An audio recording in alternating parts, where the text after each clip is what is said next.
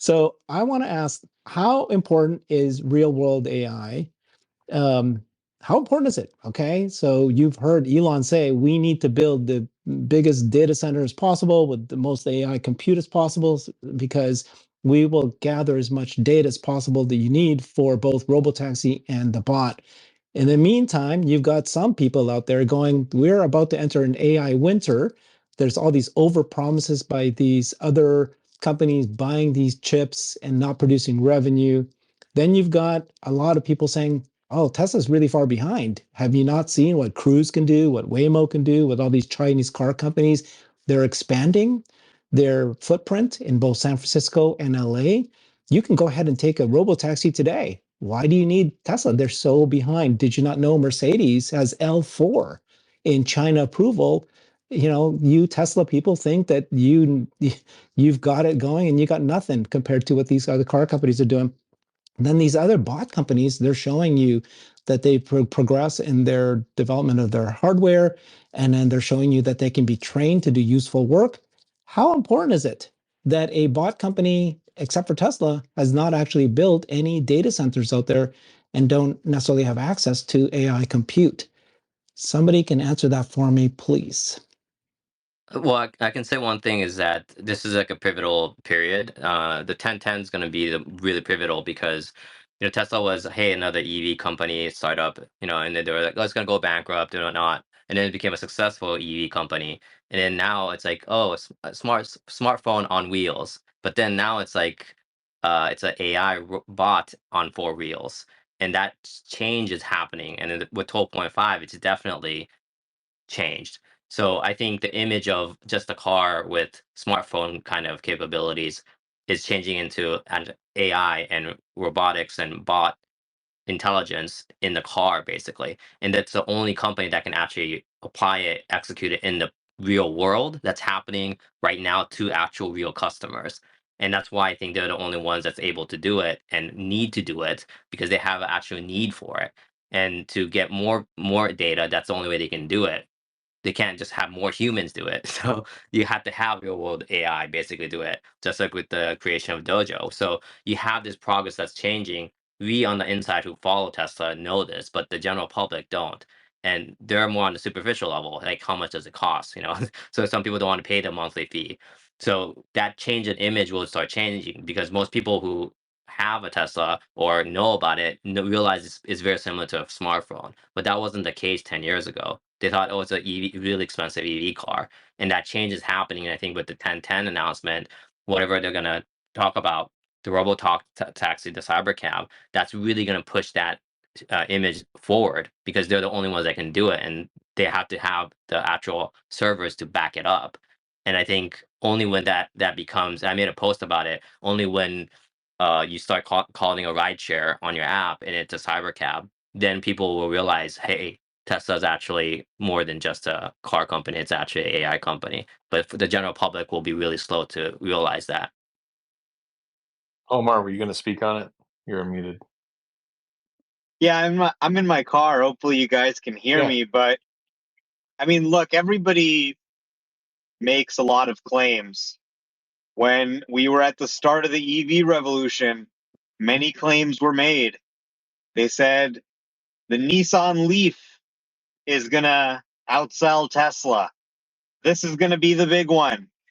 When the Chevy Bolt came to market faster than the Tesla Model 3, they said General Motors has beat Tesla to market.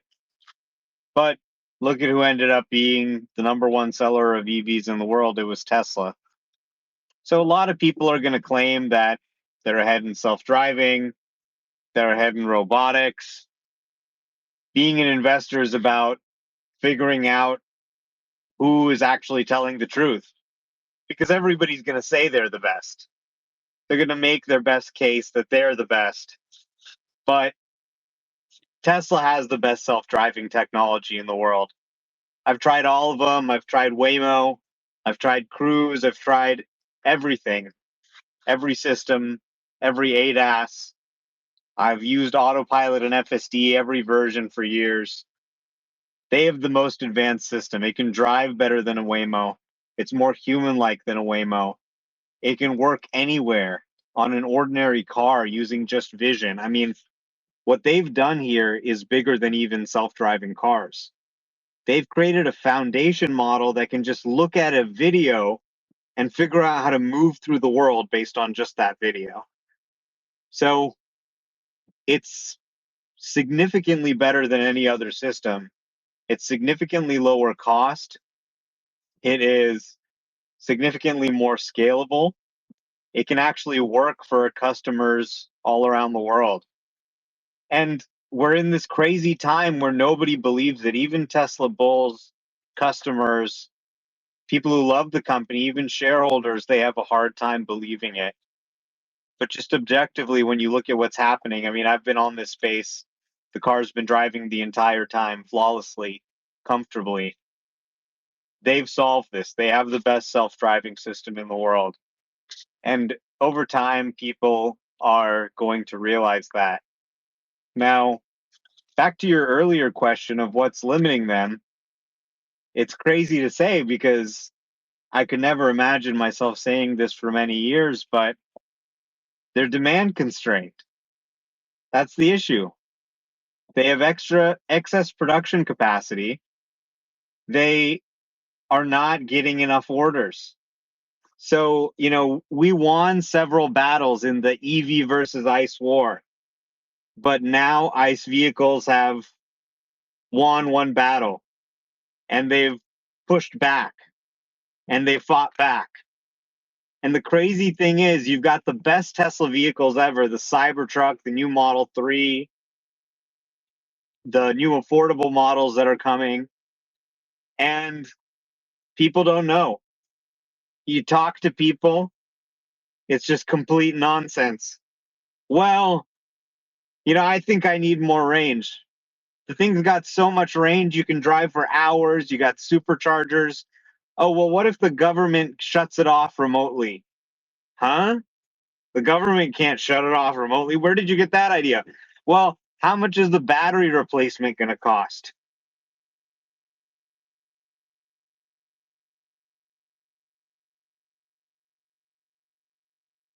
Well, it's not going to cost anything.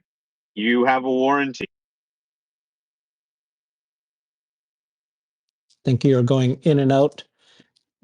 Okay, thank you so much, Elmar. But can somebody be much more specific about why do we need real world AI to be able to do this if others say that they're doing it? I get what you're saying. They're just saying it.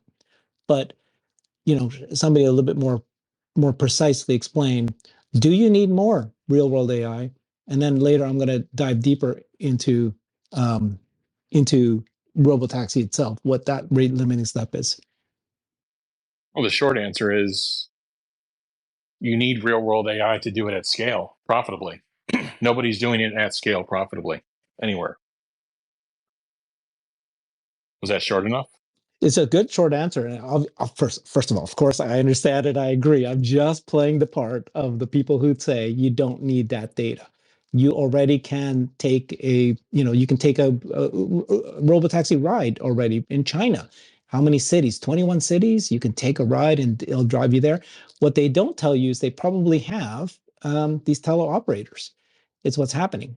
But you know, that's where everybody keeps saying this is. If you read Baidu's earnings report, they're not profitable. So anytime somebody has that conversation or wants to have that conversation, it has to be, can it get to scale from a volume perspective, and is it profitable, or will it soon be very profitable? And then you can start asking the second and third order questions of like, how profitable will it be? Tesla's saying this will be 70, 80%, like it'll be massively profitable. And if these companies today who are at 21 cities are claiming XYZ and they're net losers, we know what Cruise's balance sheet looks like. We don't know Waymo. And we just know that there's massive cash injections, and we know Baidu's not profitable because they said it in their earnings report that they're not profitable. So I think the short answer to your question is you need real world AI to minimize your cost structure so you can get to both scale from a volume and from a cost structure perspective. Was that short enough of an answer? Yeah, and exactly the same applies to the bot. It's just exactly the same system.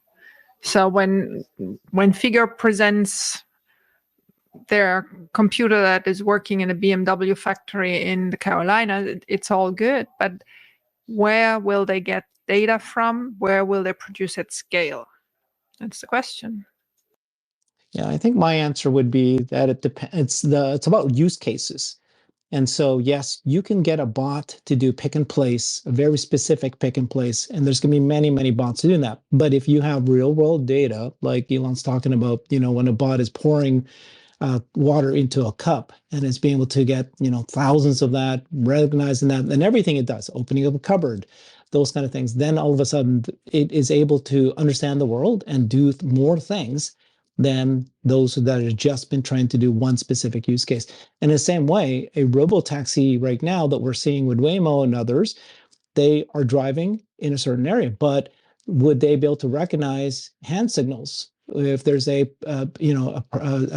person there with a stop sign, a guard there, can they recognize that? Could they recognize I think we've already been shown that that it's foggy and you could still drive through fog? Will it know that? Those, I guess there's like thousands and millions of those kinds of use cases that we just don't know that these other car companies can't do, or these robot companies won't be able to do. But you only can do that by training it with real world AI. Yeah, Go and I ahead. got a wild one. I tell you, I'm on 12.5.1, and now I'm on 12.5.11. But I had an experience. It was wild. I video recorded it, but the problem is my address is on the screen, so I'm not posting it because of all the freaks out on X. But I had the wildest situation: single lane traffic, so traffic going in one direction, traffic coming at me in the other direction, and there was in front of me a construction worker holding the sign that can flip. On one side it says slow, and the other one it says stop. And what they were doing is they were tree trimming on my side of the road, so I could not physically go straight anymore. So what the car did, I left it on FSD. I'm like, okay, as long as this thing slows down, I'm just gonna obviously cover the brake, cover the wheel. So the guy had the slow sign up. My car was obviously approaching him and it was slowing down. I'm not saying it slowed down because the sign said slow, but he flipped the sign to stop and the car stopped. And I had probably 15, 20 feet in front of me. I did nothing. Okay. I did nothing. As soon as he flipped the sign to slow, my car went around into opposite traffic and went around to the other side, going around the tree trimming, and then started proceeding again. I did nothing. And I have this on video. The problem is my address is in there because it was taking me home. But that was freaking amazing to me. I'm sure there's a rational explanation for it, but it was totally ad hoc. Construction worker standing out there with the slower stop sign. He flipped it from stop to slow. My car proceeded, went around the car, and and started going in the other direction. And it obeyed the stop sign. Anyway, it's pretty wild what it's doing. I know it's not. By the way, I know it's not 100% of the way there, and there's these use cases kind of in the last 3 feet. I think that need to be resolved. So it's not, it's not garage to garage yet per se, but it's to me as they introduce reverse and they introduce, you know, banish and all this actual smart summon, then I think those are the last few. And then this vehicle to grid kind of communication and real time communication back and forth. I think the other thing is like speed bumps and maybe some sort of like pothole detection or roadkill detection. It's the only reason right now I've had to actually touch my steering wheel or my brake is roadkill. That's the only reason I've in the last since I've been on the 12.5 series. That's the only reason I've had to touch it. Wow, that's an incredible story, Jeff. You could send me the video. I'm not one of those psychopaths in on X down there without a check Actually, mark. I'm most worried about you. That's the one I was worried about the most. Is like we get So 100 pizzas delivered to my door or something. so the craziest video that I saw was I don't know if it was AI driver or something, but somebody was leaving the Madonna in the grassy field, and they showed how it followed traffic, like it decided what to do. It sat there for a little bit, for like 3 or 4 seconds, and then it decided what to do, put its turn signal on, went into some lane that it invented in the grass, and based on, I guess, all the cars that it sees, and then it saw a car pass, it put on its turn signal, followed that car through the field, and was inventing lane markings in a place where there are no lane markings. There were some cones, but it basically followed another car out. And I just found that just mind-boggling that this isn't like an auto, if then else, the original way, like that. I don't see how the software would have been able to do that prior to where we're at now, where it's training off of just video data and how we drive, because right, we're able to do it. So I just found that mind-boggling and fascinating. Yeah, I think 1251 flips. It finally flips the value equation to I must, like, if I'm not subscribed, I must subscribe. Like one of those things. Now there are going to be people out there that just want to drive their cars perpetually and may not. But I think you're going to start. I think if there was a metric out there, I think we would start seeing a real uptake. So I hope Tesla has the free trial again, because I think they need the miles. They need they need the interventions. So hopefully they do that again, and hopefully they'll get a higher retention rate. We don't know what any of these numbers are, but a higher retention rate coming off of that trial with just the performance of 1251. So Emmett? Real world data is essential, and it's most critical the more of an edge case it is. For example, someone using hand signals to direct traffic, or getting to that end-to-end experience like Jeff is talking about, where you get in your car, and the moment you get in your car, it takes off, and it'll take you from your driveway all the way to someone else's driveway, or parked somewhere. And basically, it's all about huge volumes of data and having millions of instances dealing with something. For example, your hand signals thing. If it starts to getting to the stage where, hey, we really want to focus on hand signals, the training team can take millions of instances, do queries to find millions of instances of people successfully managing hand signals and working around traffic. And the more it gets those data, the more it works on it, it gets to be fantastic at it. And then the next thing you know, it's got hand signals down. So then maybe it's dirt roads or some other thing, but that's how you get to that massive march of nines, is enormous amounts of data, and it's the only way to get there. Thank you, Warren. Emmett, that was fantastic. I like that answer the best of the others who thought that they could answer that question. Thank you, Emmett. Warren, welcome. Good morning to wherever Thank you you. are in the world. And so we've been talking for the last hour. Which question do you want to take on? How important is real world AI to bot companies and robotaxi companies? What is the rate limit and constraint right now for Tesla? Which of those two questions you want to take on? Well, I think the thing that I'm trying to remember. I think somebody else said it, and I jumped on it. There's an article about Thailand. So I'm not. I think I'm answering the first question. That, and it's going to roundabout way of getting there. But there's an article about Thailand from one of the Thai newspapers saying that Tesla scrapped plans to build a factory here, which I don't think Tesla ever had plans to build a factory here. They were thinking about it. But I was thinking about it, and it's sort of like Tesla is not currently building any factories. They're probably planning to build factories somewhere, but they're holding off on investing in building car factories because they're building AI factories.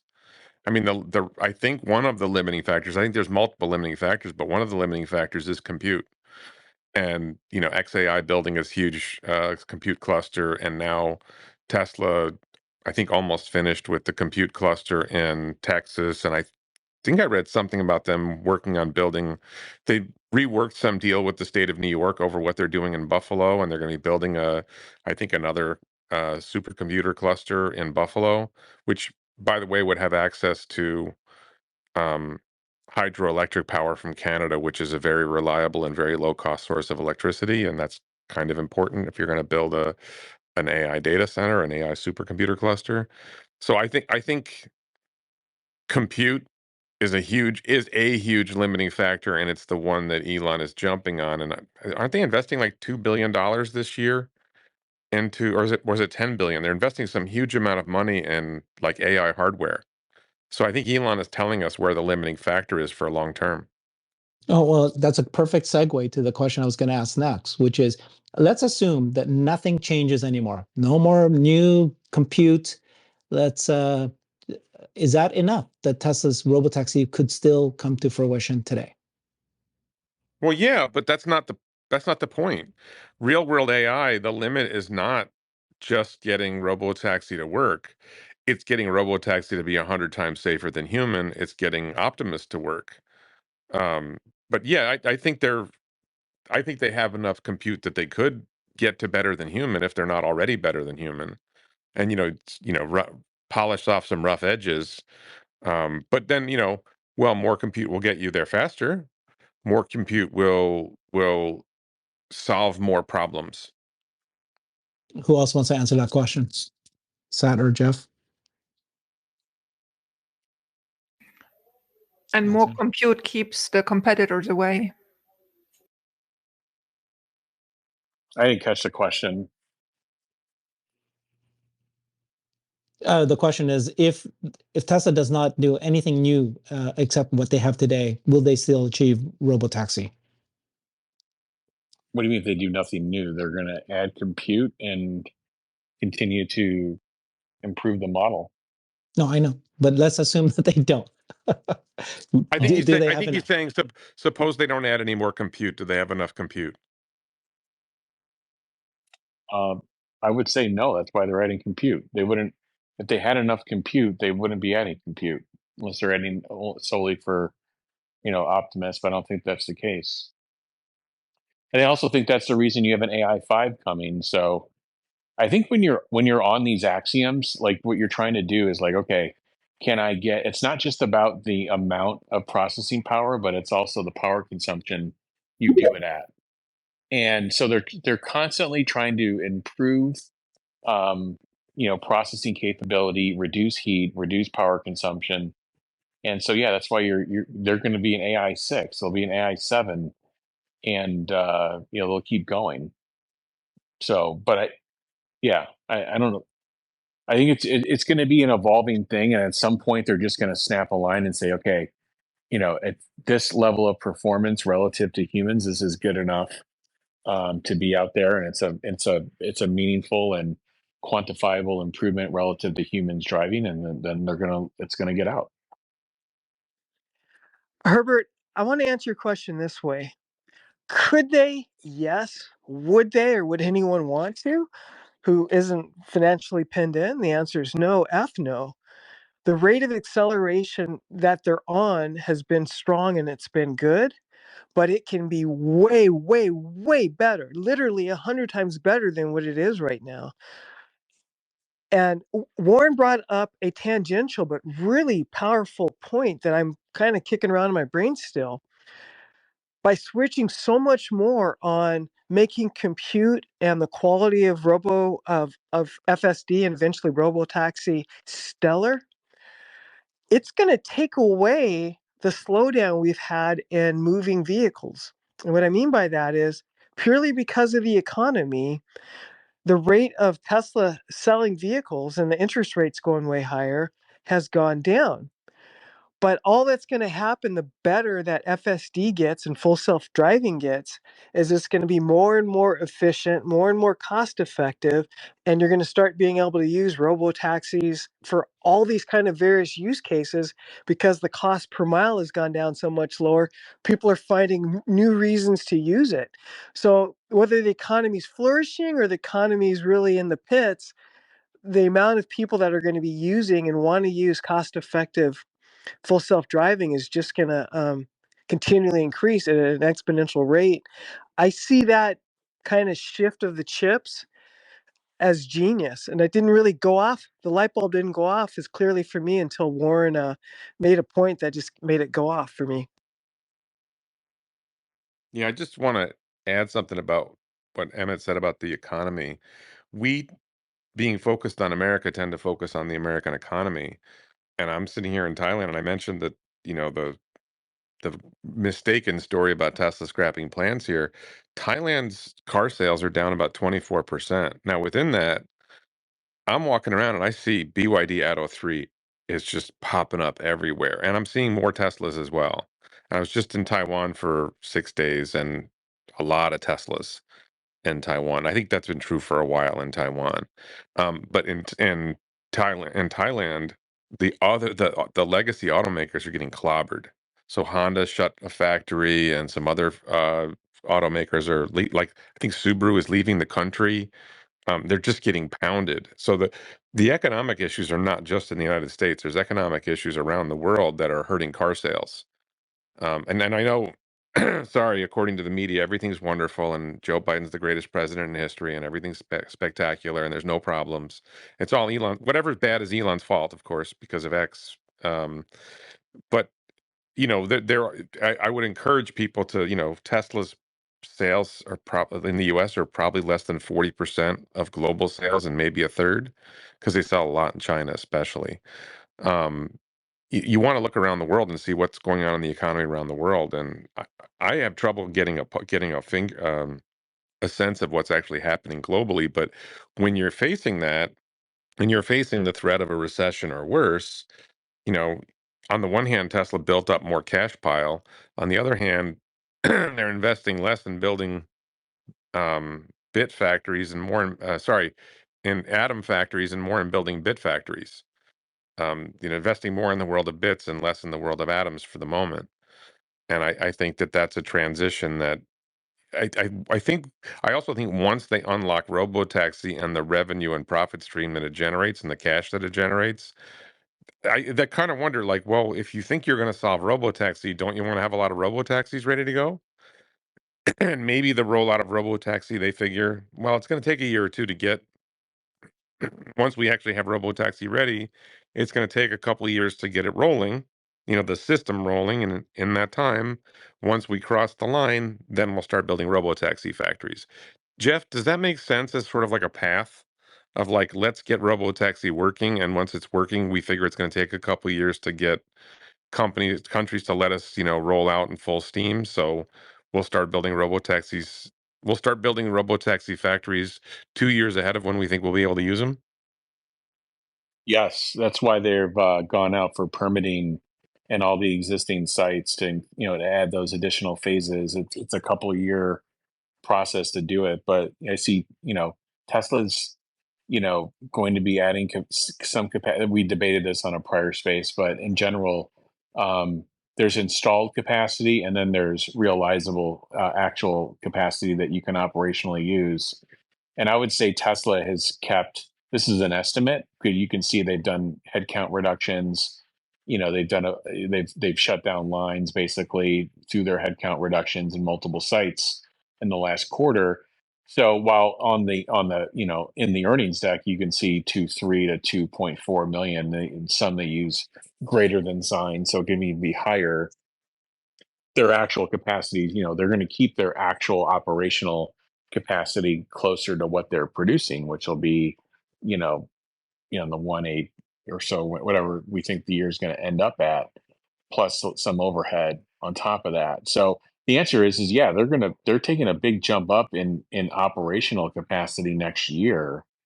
And then by the following year, I think a lot of this site permitting they've done, next year you're just going to see them adding on to sites, and you're going to see Nevada, the additions going on. You're going to see Berlin. You're going to see Shanghai and what they've went out for, and all of a sudden you'll go into 2026 and they'll have some number well above 3 million, I would imagine, and then they'll keep adding to that. And then the size and the output per square meter that they would have in like a 2026 or 2027 is going to be meaningfully different than what they have today. And you saw what they did in just a year with the Model Y in Shanghai, going from a 42-second click rate per vehicle to 30 seconds. It's a 28% improvement just on using the existing capex and probably some upgrades. So it's a moving target, but yeah, it'll take them a couple of years to really put in the majority of the robotaxi the capacity.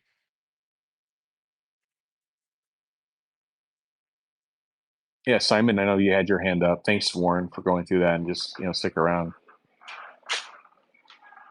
Yeah, hey guys.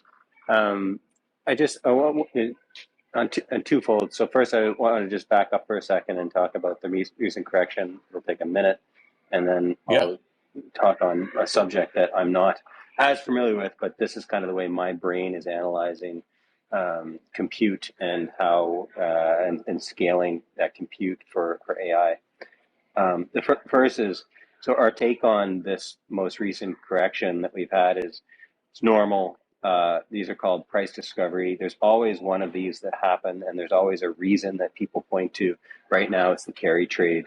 It's good reason. That may be the catalyst. I also look and say the majority, the majority of the heavy hitters are still in the Hamptons. So there's not a lot of volume on these big corrections. And I think that's, if you look historically, the worst months in the market are generally August, September. And we've been talking to our clients at Wellington to let them know, listen, we've had a great run. We're doing phenomenal returns year to date, but expect a pullback in August, September, and it's here. And we'll find a reason, but these corrections are normal, they're healthy. And what it does is it just brings back price discovery and healthy markets. So our take is on, if we're looking at the impacts of this carry trade and the high interest rates that are damaging the economy, I don't think we're going to see the impacts of this until late 2025. So what we're trying to do is look at this and say, look, yes, they're having an effect. Yes, we're starting to see all the signs. I know, Jeff, you mentioned the ISI report. We're seeing this. And yes, the Fed is late and they should have cut. And we're probably 100 to 150 basis points behind. But if you look back to the savings and loan crisis, all the financial crises that we've had before, it usually takes 12 to 18 months to really hit the economy. So we're sort of looking at this and going, they're late, but expect the damage really to occur late next year. Just to move forward to your question about AI, and I think it's really interesting. That's why I love listening to you guys in the space here, because everybody comes to it with a different perspective, and we all get our thinking hats on, and we start analyzing, and sometimes things just start to click. Is that what I heard Elon say recently? Maybe it was at the annual shareholder meeting. Is that they're not compute constrained, and I think the reason for that, and he actually mentioned it, was that the majority of the cases that need to be solved aren't getting recorded. Because I don't know about you guys, Montreal is really difficult. It's not the same as California driving. I rarely use, and I'm on 12.51 right now, downtown, unless I'm really patient, I'll rarely use the FSD. And that's where they need to see it being used. That's where they need the interventions. The majority of people, I think in Canada, that are using FSD are just, as soon as they hit the highway, boom, it works flawlessly. And then back roads and there's no traffic, it works great.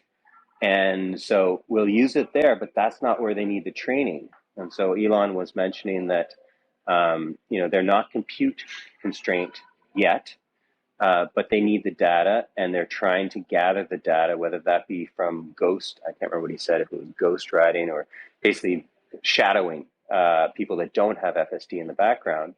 But I think eventually they need enough cars on the road.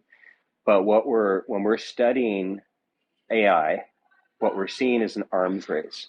And they only figured this out about 2 years ago. When I say they, I say like the big tech companies. is that they figured this out, that the more compute they have and they jam through as much data as they can, all of a sudden they get massive, massive improvements. And so that's why you have the likes of Meta, Google, Amazon, Microsoft, Tesla, of course, just in this arms race to build out as much compute as they have. And then they have to feed the data. And if you sort of back to Tesla's case, is no, nobody else in the world even comes close. Nobody in the world has the data, one. And when you look at the compute, no one's even close. But so they're on that path. The dot plot, as we're looking at with FSD, just keeps improving almost exponentially, I would argue. So yeah, that's my take on the AI and why they need so much. Could they solve it? Your question was, Herbert, could they solve it with what they have? Possibly. It just take them longer. That's my take. Hey, Simon, I don't know if I heard you say it or if my brain tuned out or something, but why do you say next year is where the effects will be felt? You're saying in sort of robo-taxi, or you're talking No, about stock the price? macro. Yeah, the macro 2025, you said end of the years. Oh, sorry, macro.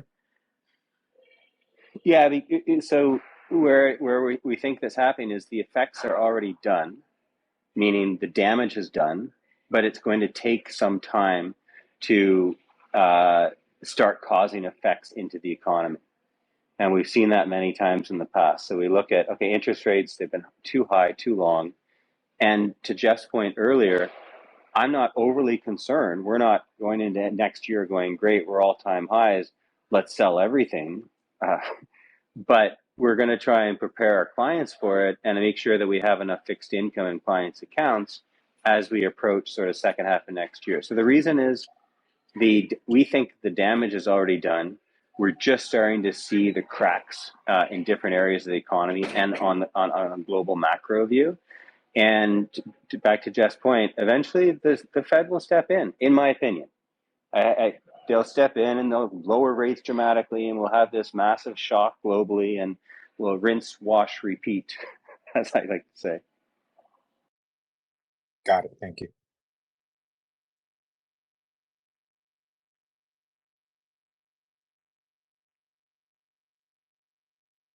Yeah, no, thanks. That was a good overview, and I would say you're kind of in a rare kind of minority position in terms of people who manage money that understand what's happening here. So I think it's really important. Like you just get a completely different view if you're kind of in this X YouTube world where there's people on it that actually understand it a little bit better. Yep, you may be getting a biased view in some situations, and I think the bull bear debates are helpful for that. But in general, you're getting a much deeper understanding of what's happening under the hood versus the few minute clips you see in the mainstream media. And what's great is now that we have people like Alexandra and yourself, Simon, and others that are they're now getting some exposure in mainstream media. So there's a more of a thoughtful conversation about the company and why people are invested versus just what happened in the last 90 days, what's going to happen in the next 90 days, and do people want EVs anymore? It's going to go much beyond that conversation to this is going to be a great EV auto company, but also a great energy company, a great humanoid bots company, and their cars are going to drive themselves, and they're kind of already starting to right now in a meaningful, measurable, quantifiable way.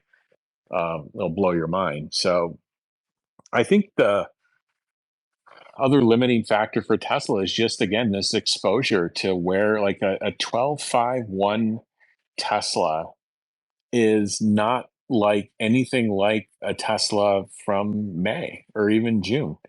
It is meaningfully different. I can raise my hand and say that my experience with my vehicle on 12.51 versus like a 12.3 or before, like it to me, it changes my ownership experience in a meaningful way.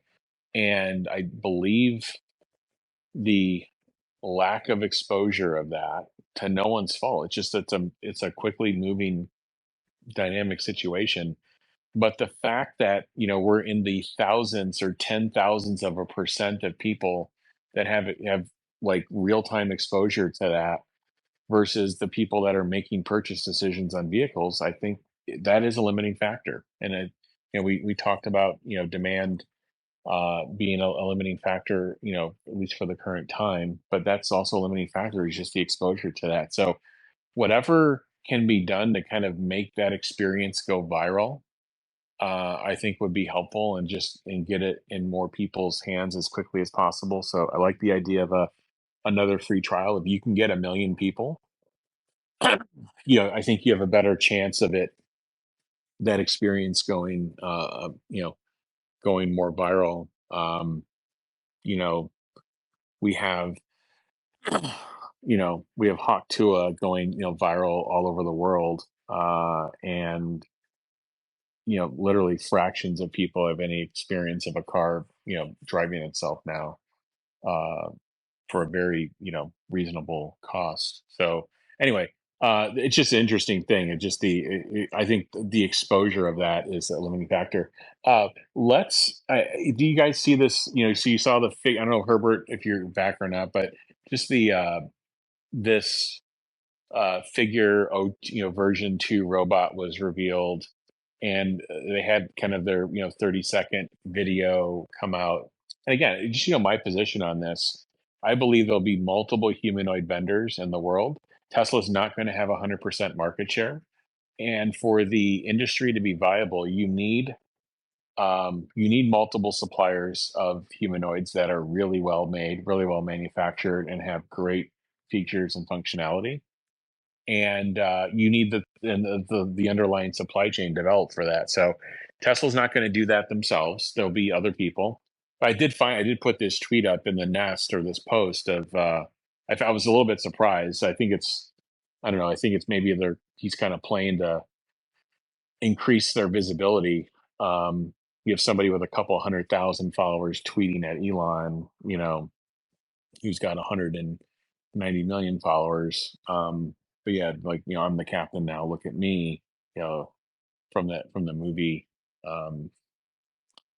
Anyway, I just found that meme to be interesting, so that, you know, they're kind of clapping back at Tesla, and it looks like the video they released is eerily similar to the latest Optimus video from several months ago. Anyway, I don't know. I don't know if Scott had any comments on the new release of that robot, and just kind of this back and forth that may be starting between Figure and Tesla. My view is, it looks like it's slightly under spec in terms of what Tesla has in process now for their next design release.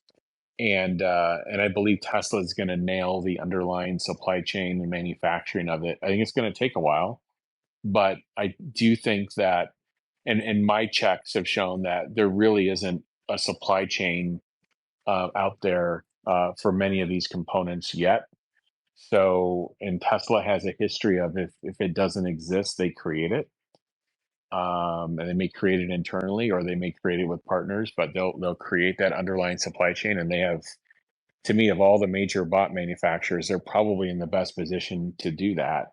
And then if you view this as like a big equation of, like, you've got to fuse hardware design, you've got to fuse supply chain, and you've got to fuse the probability of, you know, you getting the whole Gen AI effort brought up. And if those are all, you know, percentages that are less than 100% probability of success, and you multiply them together, your underlying probability of getting all three of those things right and at scale, including cost and everything else, is probably very low.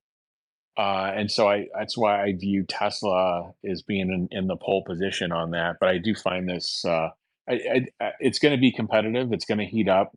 You're going to see a number of compelling videos. The final thing I will tell you is the rubber is going to hit the road when these things have to really be in a factory and they've got to replace somebody that's working, on the an assembly station that's working at 300 units per hour, and they've got to get both the rate and they've got to get the quality level to match the human that was in that station with 99.9% yield doing 300 units per hour. And I think that's where the rubber is going to hit the road. And I think Tesla is designing for that long game because they're so experienced in station fabrication, station ramp, uh, uh, human only labor to semi-automated to fully automated stations. They're so experienced, and that's going from zero yield, infinite process time to yield target to target process time. They're so experienced in coming up that curve that I believe they're designing their bot for the long game. Hey Scott, what do you think of all the back and forth and the recent updates from Figure? Oh, hello, Jeff. Yes, my ears were burning as you mentioned my name, so I assume you wanted me to come up.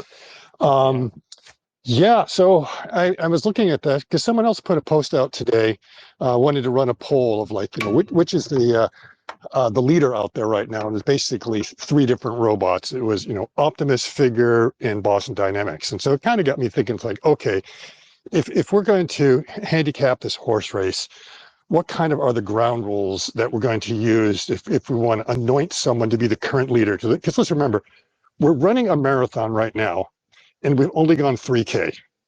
So there will be someone in the lead, but does not mean they're going to be the eventual leader. And what we have to do is look at past performance and everything else and figure out who's most likely to have the stronger kick, who's not going to fall apart at Heartbreak Hill and everything else.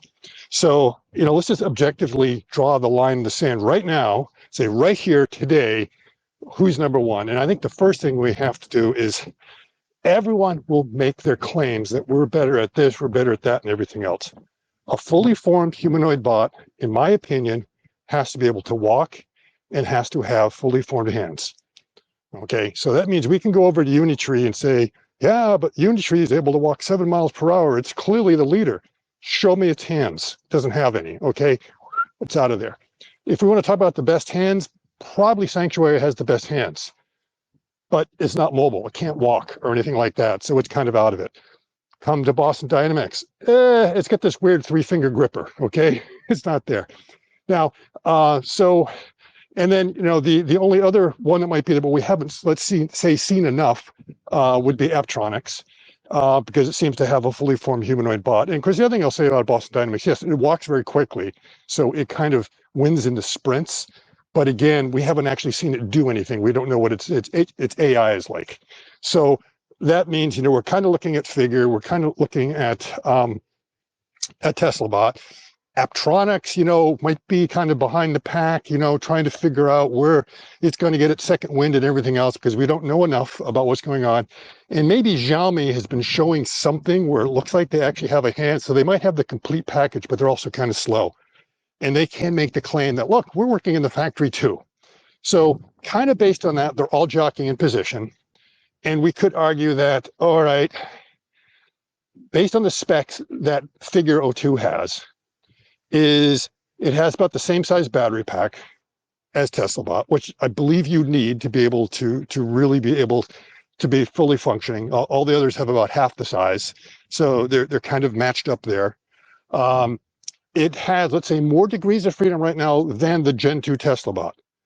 So based on hardware that we have seen today, its hands maybe a little bit better, maybe not, because someone might say, yeah, but we don't think it has touch sensors. Tesla bot's got some touch sensing in there, and we know the next hand is coming, but it's one of those things. Until we see it, we cannot say that it is the best today. We're not going to do it on specs, because if you do it on specs, I'm looking at robots out there that are claiming they're going 5 miles per hour. None of them are going 5 miles per hour, okay, except for maybe Unitree. So let's just say it's a pretty good race, but you clearly, it's like any sporting event. You'll have the wily veteran who just has got so many races under their belt that you know what they're doing. They haven't had any injuries lately. They've been performing really well. And you get kind of some upstart in here that's going to come out, is going to be very braggadocious.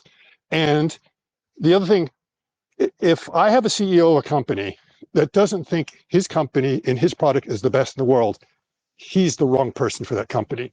He's, Yeah. and he may actually believe that to some extent because he doesn't have visibility into what all of them are doing. So based on the visibility that he has, about the same that we have, he's going to say, when I do my apples to apples comparison, my company definitely comes out best, and I'm going to do it. And I'm going to say, and so bravo for him for doing that. It's up to us to decide, is he just being a little bit braggadocious? You talk to Gordy Rose over at Sanctuary, he's going to tell you the same thing. Their bot is the best because the hands is where it's all at. They're going to be the first to 1,000. Just you wait. So I think it's an interesting space, and I'm not afraid of the competition. I think the competition is extremely good for the market because it means it's going to be coming. It means the focus is going there. People are thinking about it. Yeah, It's not exactly. a joke. If you want people to take Tesla bot serious, then we need to have other companies who are doing the same thing. Yeah, I think you're spot on. And I was going to ask you, how would, if you were to like fast forward to 18 months to 2 years from now, like how would you measure who's winning the bot race? Is it some sort of bot productivity metric times the number of bots deployed? Is is it the number Hmm. of control actions that that are being done? It's just an interesting thing to think about as it relates to GDP and productivity in the Oh, economy. yeah. How are we going to measure 2 years from now who's really in the lead? Yeah, that's where you probably need to get some economists to come in to start figuring out those different things with utilities. The one thing I learned in economics classes when they would talk about utils and all these kind of fictitious units and how something was, in the end, all those things converted to dollars. So it's Yeah. the company that's the most profitable, what you would be able to say in some way is winning the day. So Apple seems to be the most profitable when it comes to iPhones. But you could also argue they're not really winning the smartphone race. They do not have a majority of them out there, yet Correct. they're more profitable. Profit pool. Yeah, they do win on total gross margin dollars. But yeah, there's 1.2 billion smartphones shipped annually, and there are about 200 some Yeah, million of them. So yeah. So they get a bigger piece, and there will definitely be a lot of these much smaller bots that do very mundane things where they're being sold just barely above cost, because that's like yeah, the market demand there. And then there'll be the higher end ones that are trying to do very complex kind of things, and only a small number of those can accomplish it. So that's probably where yeah. you're going to see. Yeah. And that's why I like what you and CERN and John and Herbert, others are looking at. You're kind of objectively measuring these suppliers, and these bot manufacturers, and kind of as they release new updates, you're kind of updating your scoring. I would say let's look at their supply chain and their manufacturing capability as well. It'd be another um, angle to kind of add to it, because I think that's where some of these bets may not be able to be cashed in. And I've Hmm. seen many products in my history of like it's the greatest thing in the world, but it's literally unobtainium. Yeah. Meaning Yeah. they chose the wrong materials, or they just did something that could not economically or volume scale. Okay. Well, And I don't have that concern with Tesla. I yep. do have the concern of like Tesla could be stepping into something, but if anybody's going to figure it out, I think they're going to. But Yeah. what do you think about that as you think of through all the different bot manufacturers? Okay. Well, yeah. I mean, and I think I want to kind of throw it back to you in a sense, in that, Figure Yeah, came out with a new design, and it's their own actuators. So, they designed their own, they figured out how to build those things, and they figured out, how to build obviously a prototype and build actually 5 of them. And so I assume they had some in-house capability, but they must also have gone to some outside suppliers. So when you see the fact that they actually already have 5 of those out there that we were able to see, at least 5, what do you means think that nothing. means about their capability? Okay, so that was Zero. just done inside, in-house, Yeah, they could or have do you think machined. they had a Yeah, they could prototyping have. machine? Well, we don't know. So we don't know if Hmm. that those videos were real time sped up. So that we don't know the capability of each of those bots. We don't know. But yeah, they could have been a ton of 3D printing, machining, Hmm. soft tooled. That's great. Yeah, that means It they looked have some nice. internal. Yeah, Yeah, that means they yeah. have some internal capability to do that stuff, and that's fine. But the question is when that transitions to hard tool parts that can run at 600 units per hour, and they could be getting millions of these things, is it something that can scale and scale economically? Like how many bots did they start to get those 5? Yeah, And yeah. then what did they build from a production? Here's the way you measure the maturity of, like, as they're going through the development process.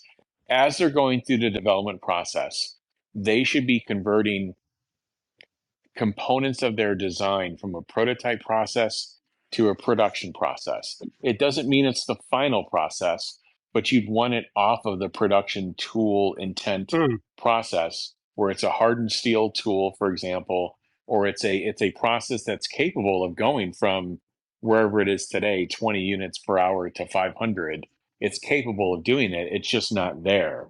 I believe that the stage that they're in now, that they're using a lot of just not fully production tooled material, but I don't know what that number is, but that's something we would measure, which is like, what's the percent of the unique parts in this product that are actually coming from a final production tooled process. That's a measure of maturity. Okay, Could be a great well, question to ask them, but yeah, yeah. that's all Well, answer. I mean, I guess you would kind of know this a little bit better. When Apple came out with like whatever the next version of their iPhone is, which I assume they're building in the lab. How difficult was that for them to assemble together internally, and Yeah, then how hard is it to go from there to the production? Is it what's involved? yeah, What's the time scale that's involved? How do they do the bidding yeah, process to get all yeah, the suppliers they need? yeah. I mean, it's different. But it depends on the complexity, and it depends on the generational move that you're doing, where you're coming from. And two, if you're doing the first of something, in general, that process, will take multiple years. It could, and you have a slower, it's a slower evolution to get to that first of kind of product, like the first smartphone. I was, the team that built the first Android smartphone, so I understand this process, or That's why building I asked you. the first flip phones, ever built, or in high volume, like the Razor, for example. So anyway, it's an evolution of going from hand built material, and now in this day and age, it would be 3D built, 3D printed material, and then moving that to soft tooled material, and then going to kind of final production tool. When I'm talking about tooling, I'm talking about what are the cavities involved if you're shooting plastic in, if you're shooting glass filled material. You look at the exteriors of these bots, there's different types of material. It's not all metal. It's multiple different material types. So those material types will go from some slower hand built process to Mhm. more of a soft tooled process, and then to a production hard tool process, and then to a production process at full rate. And Yeah, that's the evolution you go through. And while it's soft tooled, or while it's not at full rate, you have the ability to go in and modify those tools at a higher frequency. So what they're trying to do is, they may have, I'm going to call it 3,000 unique components inside of this bot. And what each one of those parts is kind of like, has its own train schedule. hmm And they're going in, and they've got to get it to the final design, and it's kind of a race to get all those trains to their yeah, final design intent. And then once they have that final design intent, then they've got to go build the production system to make that final design intent, sure, and then they've got to get that up to rate. That's kind of like yeah. the process flow at a high So, level, so, without so getting what too we're wonky. what we're looking at for the rate will be probably a little bit different than the iPhone. Is everyone's talking about hoping to be close to 100 this year. North of 10, let's say at least. But with the idea of next year, they would like to potentially be getting close to 1,000. So sometimes Yeah, between 25 and 26, all of them would like to be able, and probably 10xing from there. So I imagine that when what you're first talking about, that first 100, even 1,000 could be a lot of soft tooling. But then when yeah, you're at a 10x, then you got to make sure you've got your hard tooling in there. And that's the yep, runway you have. It's not like when the iPhone came out, everyone wanted one, right? And they had to yeah, scale that up really quickly. So you're not having to just suddenly flip a switch and produce 1 million of these things. We do know there's something. It's an aggressive schedule. And 1,000 bots doesn't sound like a whole lot, but then you got to remember, yeah, but there's like 40 actuators for each one of them. That's 40,000 actuators you're going to put together. That's the part that I think is hard to make, because, the chest plate and stuff like that, come on. I mean, that's going to be easy peasy to be able to come up with a production line to knock those things out, a million a year. That's easy. So there's going to be a lot of components in there that they can produce really Yeah. quickly, but then it's going to be the others that's going to be the limiting factor. Like I said, that's the train schedule we're dealing with. And the train Yeah. schedule is what goes into those actuators that makes them difficult, because you have to produce 40 actuators for every chest plate. Yeah, exactly. Hey,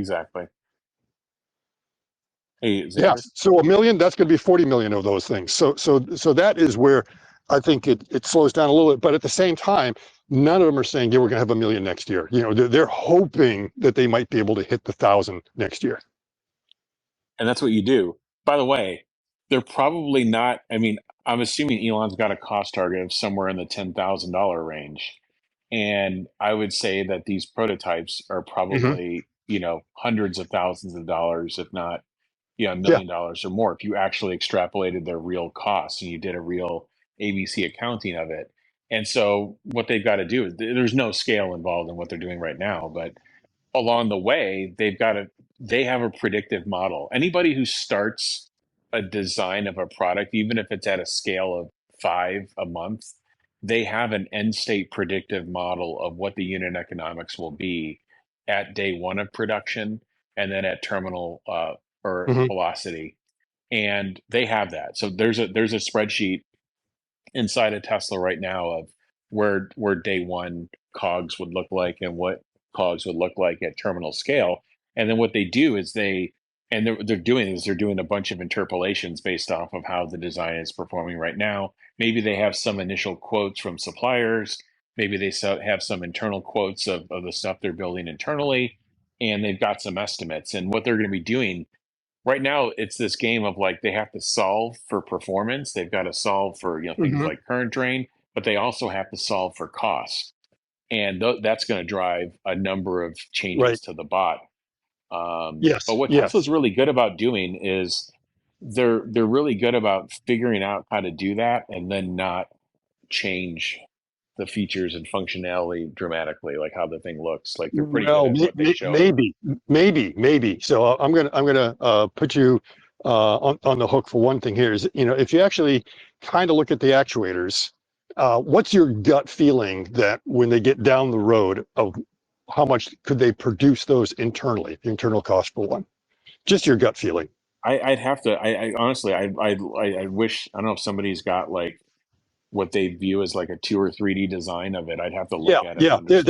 There's some that Tesla has shown at AI Day 2, where they have the breakdown. And as I say, an actuator is just a fancy motor. So it's got a motor with a control board in there that also gets the position control and some kind of transmission or gearbox in there and the housing and everything that's around that.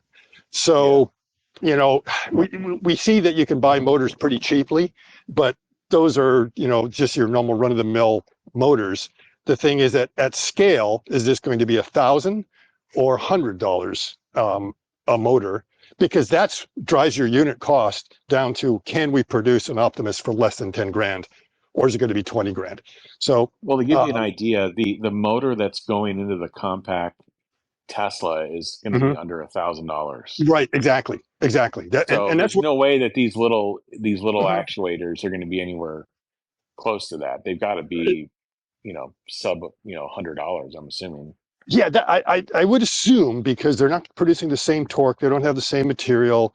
They both have gearboxes. The question of which one is more complex, because one of them is like really teeny tiny, and it's the precision that you need to be there much tougher than it is. So I've kind of used that also as my guide on this to say, well, if they can produce these for 1,000, they can definitely produce the Optimus actuators for 1,000, and that already gets you for a unit cost of like under 50K.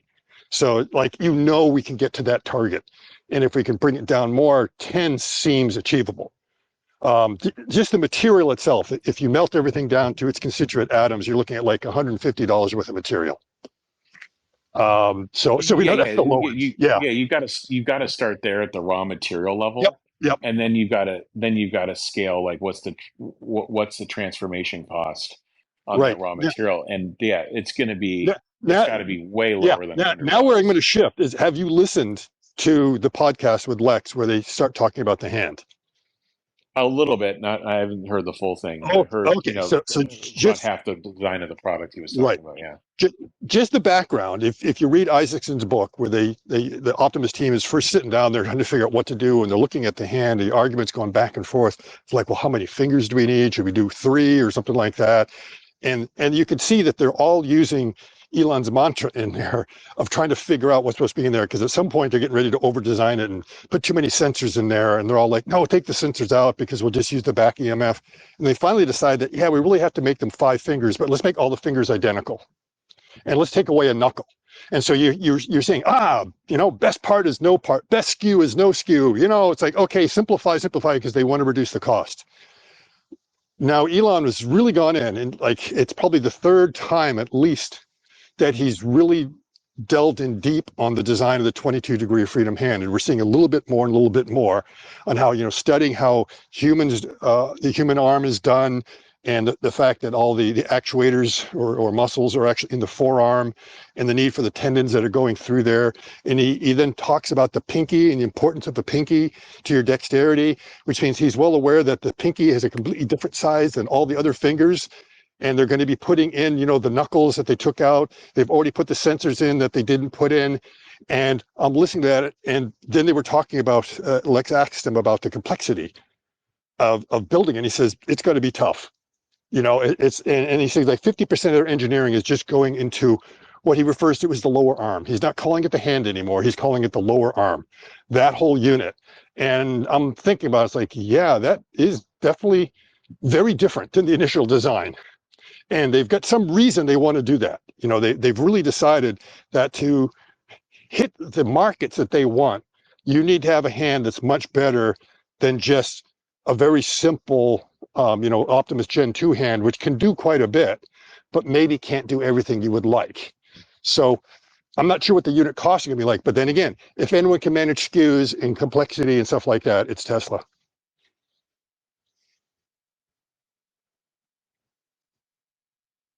Yeah. No, I think it's a good point, and we can probably go on for a long time on this one, but I would be, if I had to estimate, I think they would be targeting at least $50 for these actuators. Mm-hmm. And I think that would be, if I were, they sit down in the beginning, they do early budgeting on this stuff. And if I were doing that, and I've been in that position before, it'd probably be something in that area. But then that's where like reality's got to meet physics and understand it. But let's come up for air. We've been talking about the latest bot stuff for a bit. I don't know if others have questions or input or wanted a different topic. Scott, thank you for your You're welcome. your input on that. It's always super valuable. Completely. You're welcome. Scott, got a question for you. On behalf of the community, looking through some of these responses to Brett, I saw more than I'd like to see about comments with comparisons to, real truck rolling down the hill, and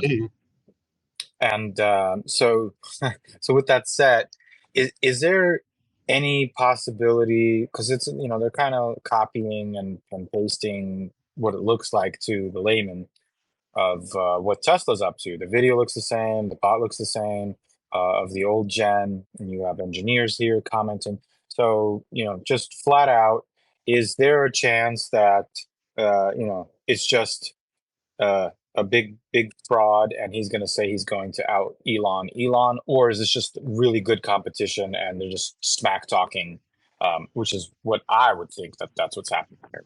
Just asking. Yeah, I think it's more just good smack talking, because I don't see Brett saying he's going to out Elon.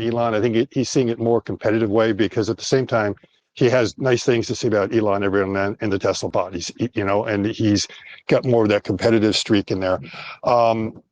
It's definitely not rolling downhill. I think there have been enough people that have seen the real deal going on in what it's doing, that it's able to, it's functional, I'm pretty sure, because there's more than enough companies that have done the due diligence in looking at that thing. I know some companies like GM do a horrible job. I don't have to see Warren, but already know what he's thinking. It's like, yeah, remember GM was really good at due diligence. But at some point you have to expect that there are some grown-up companies out there that look at things like this. I know, like, the first impression was, I think it was more of maybe an homage or a smackdown on that opening of that. So that it looked kind of like, oh, the same self-awareness. But if you put some of the other clips in there, those clips actually hark right back to the Figure 1 demo.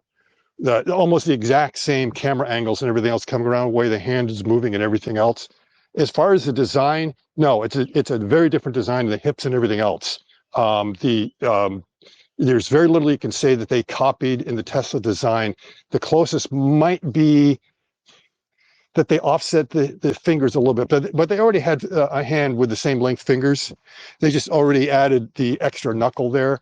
So it's not really different. It's their own wrist. The ankle is also their own design. Everything is rotary actuators. There's no linear actuators. So it's not like Kepler, which was a blatant ripoff of the Tesla bot. And there's always going to be this. People are going to get inspiration for other people's designs. And of course, you're always going to do something to throw shade on the other one. So you remember the Boston Dynamics one where they're getting up off the floor. Well, then like a week or two later, another company over in China does something kind of like that. And then they completely change somewhere else. So it's not like a complete ripoff. It's more or less like a satire of what was going on. I think that's what was going on. They weren't trying to say we're exactly the same. It's just like, okay, yeah, we know that you've seen the Tesla Gen 2. Take a look at us now. Can I jump in and ask Scott a question? Maybe Sure. Jeff. So I look at Figure AI.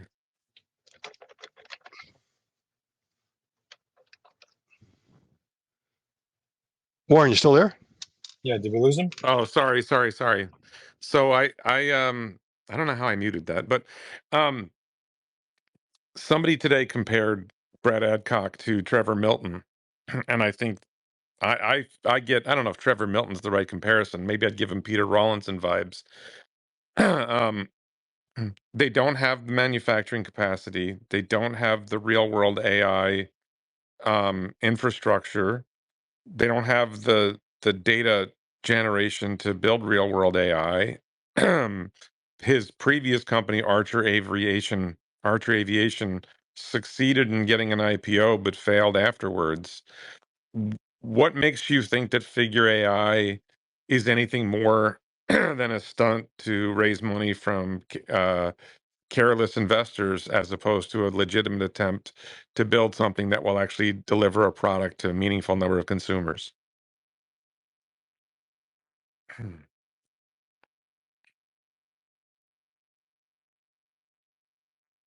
don't know, I keep unmiking and it's not muting. No, we heard you. It looks like Scott just dropped, and I did see a flash of host was having issues. So let's see. And I just texted Herbert to make sure he's aware.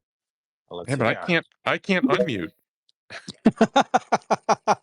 Whoa. Sorry, Warren.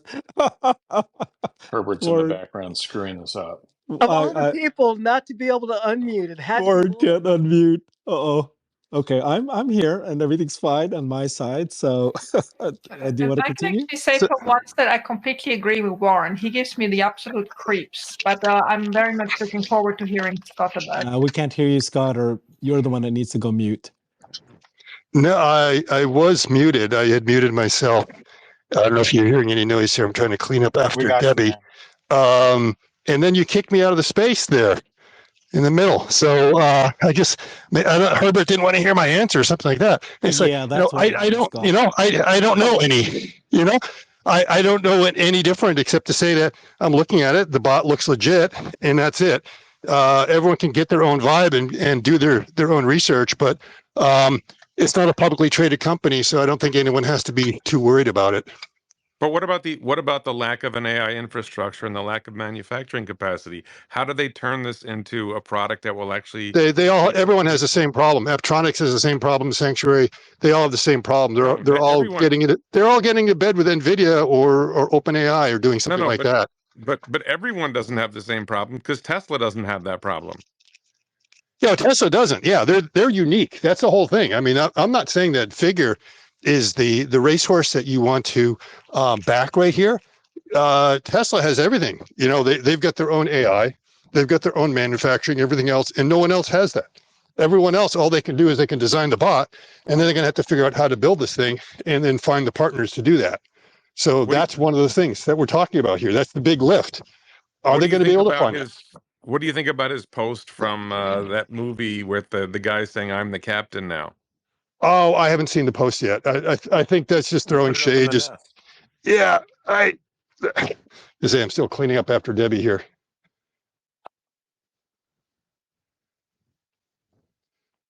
Yeah. Yeah, for the most part, I'm not that worried about, the difference with Trevor is that company was a publicly traded company. And so that whole idea was to just kind of pump everything up, and clearly there's a lot of stuff going on. From the standpoint of Figure, and Lucid, also Lucid is publicly traded. Figure is not. Figure absolutely is not. So I mean, I'm not worried about that. What I want to see is, like, what's the technology doing, and if other people are able to do something similar to what Tesla Bot is doing, it validates the Tesla Bot theory, that whole story.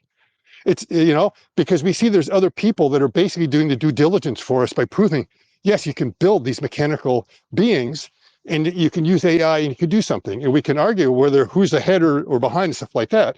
And I think I already gave that kind of running that marathon right now is that they, Figure may have like put in a surge at the 5K mark, and now they're kind of strutting their stuff up ahead. Meanwhile, a Tesla Bot is like, oh, just wait until, we get to 10K, and then I'm going to, start to, because, that's my game plan. Is you're rabbiting right now, and I'm not going to run after you. I'm going to wait until it's time for me, and that surge is going to come in, and suddenly they're going to move ahead, because we know they've already got a more complicated, a more advanced design for the ARM, which will probably be night and day compared to what everyone else is doing. Okay. No, this is a great conversation. We're not like some of the other spaces where we're going to go on forever in infinitum. I'm not saying there's anything wrong with that. There's people that like that. But we're going to shut it down here pretty soon. I do appreciate all the speakers. I know Herbert, myself, Alexander co-hosting. Follow the host, follow the speakers. The speakers are great. Warren had great input. Dr. Scott Walter gives you literally the best insights of what's happening real time in the humanoid bot world. Xander's asking a lot of great questions and has a lot of comedic input as well. Appreciate him always. Sat, thanks for the great input and great questions earlier in commentary. Follow the Cyber Bulls. The actual little guy there, the speaker, follow them. And Omar, thank you as well for your input earlier. And Emmett, Omar gives really the greatest insights to what's happening with FSD real time, the latest information, and really gets it out there for the community. And we appreciate him. And Emmett always has great insights and really thinks like, you see professionals doing the kind of the program management and tech space. So I always love Emmett's insights and really appreciate him. So thanks everyone. We'll be back this same time next week, 5:00 Central. Follow the speakers, follow the hosts, and enjoy the rest of the evening, and comment on the space if you'd like to see anything change or improve. Thank you. Good night. Or good.